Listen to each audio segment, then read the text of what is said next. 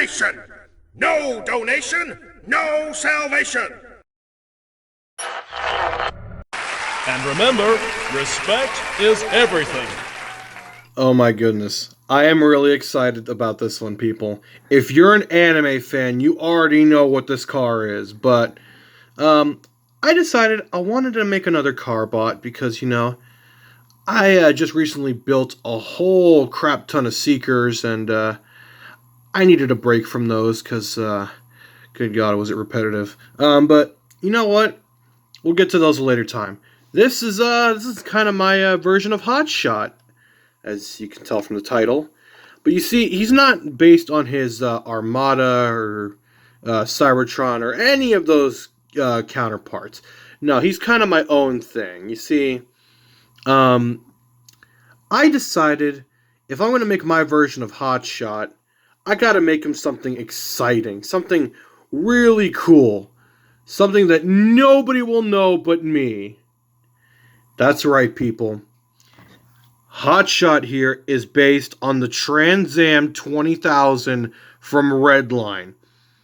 Alright, now we're going to be here a while because I want to talk about this in great detail. So, you're welcome to skip ahead, but if you want to learn about this magnificent automobile and its history, stay where you are in the video. But yes, the Trans Am 20,000 is basically a race car from one of the best anime films, in my opinion, of all time, known as REDLINE. It was released in 2009, and then it later got an English dub, which is how I prefer to watch it, because, I normally don't watch English dubs of animes, but this one was pretty solid. It was actually really good. So, yeah, the car that I chose for Hotshot is the first version of the Trans Am 20,000, where it had a supercharger, steely wheels, and it was pretty much just your average, race car. Except it looks like a muscle car, which is what makes it that much more awesome. But later in the movie, the car was, rebuilt after its destruction in the first race as a brand new car, pretty much redesigned from scratch, with a very interesting design. It had a fifth wheel on the front end. And then, spoiler alert, the front end of the car is later ripped off. It is nothing more than a cosmetic shell. And it pretty much becomes this insane three-wheel dragster thing. Now, this is not the only model I've built of this vehicle. Obviously, I have more proper ones. Here is my actual proper, proportionately designed Trans Am 20,000. Technically, the full name is Trans Am 20,000 WR, which basically means World Racer. But yeah, I am still really proud of this model, and, it's one of those cars. It's so iconic, at least for me anyway. And here's the thing. I've been building this car since high school. I'm not joking. I've been redesigning it, rebuilding it, since I was in high school. Anyone in my personal life and all my friends can testify for this. Because, ironically, it was my friend that showed me that movie. And he immediately regretted it because I would not stop talking about this car for 5 years. I'm not joking. When I said that I was rebuilding and redesigning this car through high school, I was not joking. I went through several versions of it before I was finally satisfied. And this is a more recent version of the car. And knowing me and my obsessive behaviors, yes, I built the other one too. And goodness, what a piece it is. There are no actual official models or model kits of this vehicle. The only models that I'm aware of were these giveaway models that were designed as promotional pieces for the film, and they were given away in giveaways, and I still have no clue where all of them are. I was able to track down one of them from a user on Twitter, but, aside from that, I can't find the rest of them.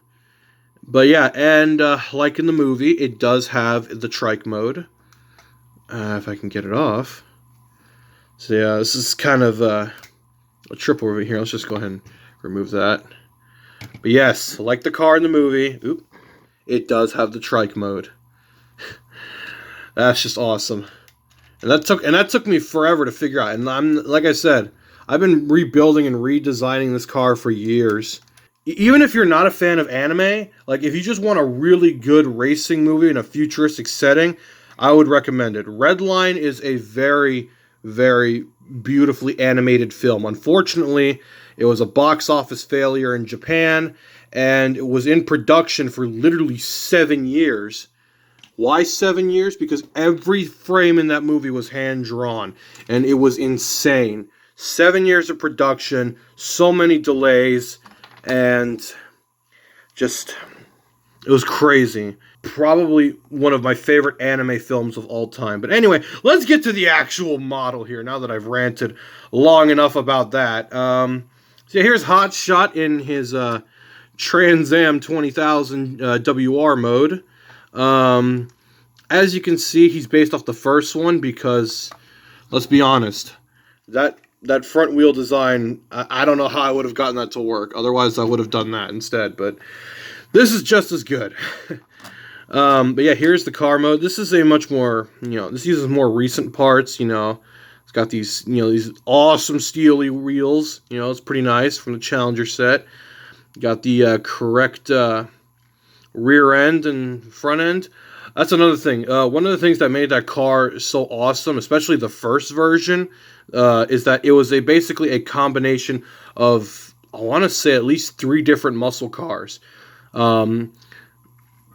Those cars would be the 1970 Chevy Camaro, the 67 GT500 Mustang, and the rest of it was kind of its own design. So it was quite an interesting vehicle for the time that it appeared in that movie. But anyway, let's get to the transformation. I've been going on way too long about this car. But, given the nature of it, you can understand why. Alright, so we're going to start with transformation. This one's a little more complex than my average car former, so we're going to lift off that canopy, and I guess you could call those seats, I don't know. We're going to lift that up, pull the hood upward, and let's see, where do we go from here? Here we go. Rotate the legs around. Here, we'll put them down for now. Pull the arms up, rotate them around, and pull these up, rotate them around, and here we go. Unclip the legs. Pretty happy with that element of transformation. And there we go. He's pretty much in robot mode now. Let's see if we can get him to stand up. Yeah, now that is a good design. And you can't see him. Hold on. So, as you can see, new colors. Wow, he is really dark. Why is he so hard to... Here, let me adjust the lighting slightly. Well, it's not much better, but let's try that. Yeah, his chest doesn't have a lot of detail on it, and yes, he does have blue eyes.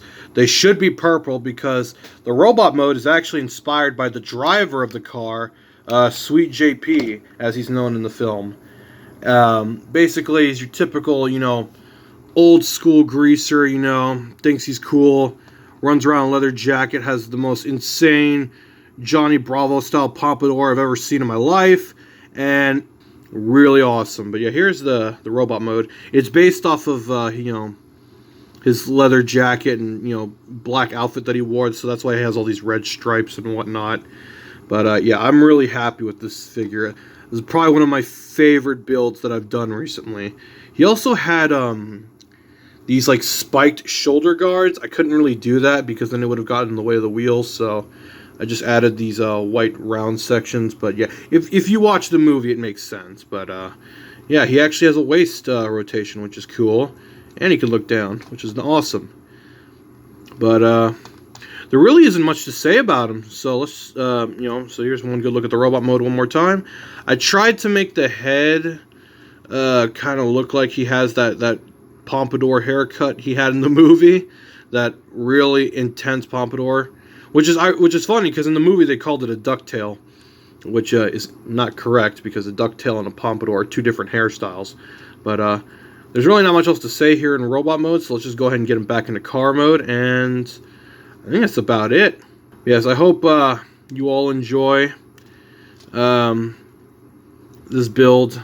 I certainly enjoyed building it. I was actually watching the REDLINE movie. Let me tell you, when I first discovered this movie in high school, I was watching it a lot because that car was just too awesome.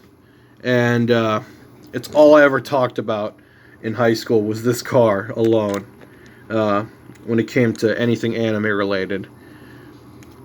And here I am, and I'm 22 years old, and I'm still talking about it. Look at it! But yeah, let's get one final shot here with the other Trans Ams. So here, get all that out of here. Excuse all that mess. I had to, I had to call Trailbreaker earlier to help me get that destroyed rental car out of there. I still got pieces of it left over. So yeah. There it is. The Trans Am 20,000. And technically the second version is referred to as the revision. So, that's always cool, because technically it is a new design.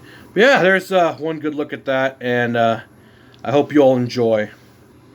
But yeah, thank you all for watching. Hallelujah! Another soul saved!